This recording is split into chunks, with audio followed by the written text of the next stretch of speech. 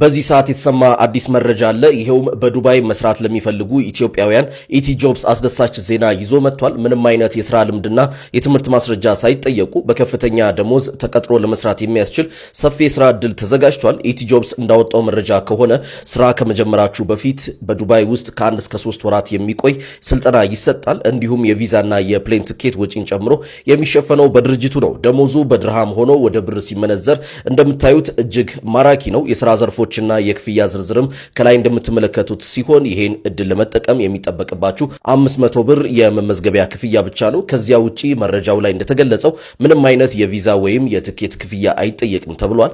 ኢትዮ ጆብስ በቀጣይ ዓመታት ውስጥ ከ1 ሚሊዮን በላይ የውጭ ሀገር የሥራ ዕድሎችን መፍጠርን ዓላማው አድርጎ እየሰራ የሚገኝ ኩባንያ ሲሆን በዚህ የቴሌግራም ቻናል ላይ ወይም ባዮ ላይ ባለው ሊንክ በመግባት ዝርዝር መረጃዎችን እንዲሁም ተጨማሪ የሥራ ዕድሎችን ማግኘት ትችላላችሁ። ይህ መረጃ ለብዙዎች ጠቃሚ ስለሚሆን ሼር በማድረግ አጋሩት። መልካም ጊዜ